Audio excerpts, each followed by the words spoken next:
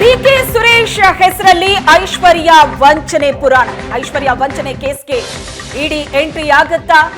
ಇಡಿಗೆ ದೂರು ನೀಡಿದ ದೂರುದಾರೆ ವನಿತಾ ಐತಾಳ್ ಇಡಿಗೆ ದೂರು ಕೊಟ್ಟಿದ್ದಾರೆ. 15 ಕೆಜಿ ಚಿನ್ನ ಖರೀದಿ ಮಾಡಿ ಹಣ ನೀಡದೆ ವಂಚಿಸಿರುವಂತಹ ಪ್ರಕರಣ. ಚಿನ್ನ ಖರೀದಿಸಿ ಹಣ ನೀಡದೆ ವಂಚಿಸಿದಂತಹ ಐಶ್ವರ್ಯ ಗೌಡ, ವರಾಹಿ ಜ್ಯುವೆಲರಿ ಮಾಲೀಕರಾದ ವನಿತಾ ಐತಾಳ್ ಇಡಿಗೆ ದೂರು ಕೊಟ್ಟಿದ್ದಾರೆ.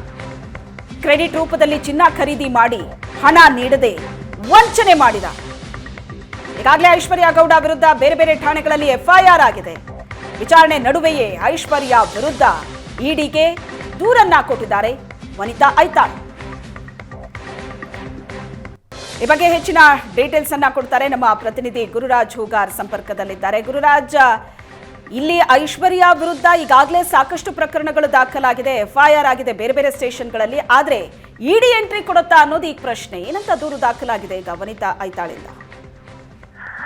ಶ್ವೇತಾ, ಏನಂತ ಹೇಳಿದ್ರೆ ವಂಚನೆ ಪ್ರಕರಣದಲ್ಲಿ ಏನು ಹಿಂದೆ ಚಂದ್ರ ಲೇಔಟ್ ಠಾಣೆಯಲ್ಲಿ ಮೊದಲು ಎಫ್ಐಆರ್ ಅನ್ನು ದಾಖಲಿಸಿದಂತ ವನಿತಾ ಐತಾಳ್ ಅವರು ನಂತರದಲ್ಲಿ ಏನಂತ ಹೇಳಿದ್ರೆ ಇಡಿಗೆ ದೂರನ್ನ ಕೊಟ್ಟಿರುವಂತದ್ದು. ನಿನ್ನೆ ಅಷ್ಟೇ ಇಡಿ ಜಂಟಿ ನಿರ್ದೇಶಕರ ಕಚೇರಿಗೆ ತೆರಳಿ ಲಿಖಿತವಾಗಿ 4 ಪುಟಗಳ ಒಂದು ಪತ್ರವನ್ನ ಬರೆದಿದ್ದಾರೆ. ಅದರಲ್ಲಿ ಟ್ರಾನ್ಸಾಕ್ಷನ್ಸ್ ಡೀಟೇಲ್ಸ್ ಅನ್ನ ಮೆನ್ಷನ್ ಮಾಡಿರುವಂತದ್ದು. ಸರಿಸುಮಾರು 14,660 ಗ್ರಾಮ್ನಷ್ಟು ಕೆಜಿ ಗೋಲ್ಡ್ ಇದೆ. ಅದು ತನ್ನಿಂದ ಯಾವ ರೀತಿ ಹಂತ ಹಂತವಾಗಿ ಐಶ್ವರ್ಯ ಗೌಡ ಪಡೆದುಕೊಂಡ್ರು ಅನ್ನುವಂಥದ್ದನ್ನ ಅದರಲ್ಲಿ ಉಲ್ಲೇಖ ಮಾಡಲಾಗಿದೆ. ಅಷ್ಟೇ ಅಲ್ಲ, ಯಾವ ರೀತಿ ಹಿಂದೆ ಕೂಡ ಅವ್ರ ಜೊತೆ ಟ್ರಾನ್ಸಾಕ್ಷನ್ಸ್ ಆಗಿತ್ತು, ಯಾವ ರೀತಿ ಪೇಮೆಂಟ್ ಮೋಡ್ ಅನ್ನ ಮಾಡ್ತಾ ಇದ್ರು, MOU ಅನ್ನ ಮಾಡ್ಕೊಂಡಿದ್ರು ಅನ್ನುವಂತ ವಿಚಾರವನ್ನ ಉಲ್ಲೇಖಿಸಿ ವನಿತಾ ಐತಾಳ್ ಅವರು ಇಡಿಗೆ ದೂರನ್ನ ಕೊಟ್ಟಿರುವಂತದ್ದು. ಇದು ಸಾಕಷ್ಟು ಮಹತ್ವವನ್ನ ಪಡೆದುಕೊಳ್ಳುತ್ತೆ ಶ್ವೇತಾ. ಯಾಕಂತ ಹೇಳಿದ್ರೆ ಈಗಾಗಲೇ ಐಶ್ವರ್ಯ ಗೌಡ ಅಲಿಯಾಸ್ ದಿವ್ಯಶ್ರೀ ಅಂತ ಕರೆಸ್ಕೊಳ್ತಾರೆ ಆ ಹೆಣ್ಮಗಳ ಮೇಲೆ ಈಗಾಗಲೇ ಬೇರೆ ಬೇರೆ ಠಾಣೆಗಳಲ್ಲಿ ಒಟ್ಟು 4 ಪ್ರಕರಣಗಳು ಇದುವರೆಗೆ ದಾಖಲಾಗಿರುವಂತದ್ದು.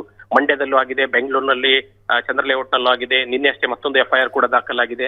ಹಾಗಾಗಿ ಈ ಪ್ರಕರಣ ಇಡಿಗೆ ಹೋಗಿರೋದ್ರಿಂದ ಇದರಲ್ಲಿ ಸುಮಾರು ಕೋಟ್ಯಾಂತರ ರೂಪಾಯಿ ವಹಿವಾಟು ನಡೆದಿರುವಂತದ್ದು ಮೇಲ್ನೋಟಕ್ಕೆ ಕಂಡು ಬರ್ತಾ ಇದೆ.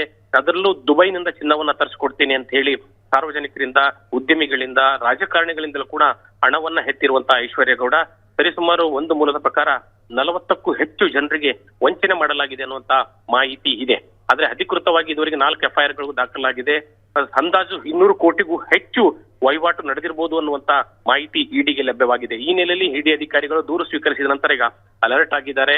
ಐಶ್ವರ್ಯ ಗೌಡ ಸಂಪರ್ಕದಲ್ಲಿದ್ದಂತಹ ನಟ ಧರ್ಮೇಂದ್ರ ಆಗಿರ್ಬೋದು, ಹರೀಶ್ ಆಗಿರ್ಬೋದು, ಅಷ್ಟೇ ಅಲ್ಲ ಇನ್ನೊಬ್ಬ ಪ್ರಮುಖ ಕೊಲೆ ಆರೋಪಿ ಏನಿದ್ದಾನೆ ಆತ ಅಶ್ವಥ್, ಆತ ಮೇಲೂ ಕೂಡ ನಿನ್ನೆ ಎಫ್ಐಆರ್ ದಾಖಲಾಗಿರೋದ್ರಿಂದ ಆತನ ಬಗ್ಗೆ ಕೂಡ ಈ ದೂರಿನಲ್ಲಿ ಉಲ್ಲೇಖಿಸಲಾಗಿದೆ.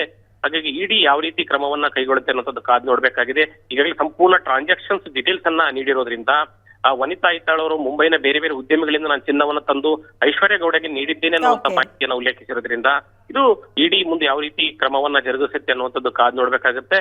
ಖಂಡಿತವಾಗಿ ಈ ಪ್ರಕರಣದಲ್ಲಿ ಐಶ್ವರ್ಯ ಗೌಡ ಜೊತೆಗೆ ನಿಂತಂತೆ ಎಲ್ಲರೂ ಕೂಡ ಸಂಕಷ್ಟ ಎದುರಾಗುವಂತದ್ದು ಮೇಲ್ನೋಟಕ್ಕೆ ಕಂಡು ಬರ್ತಾ ಇದೆ Shweta. Yes, thank you Gururaj.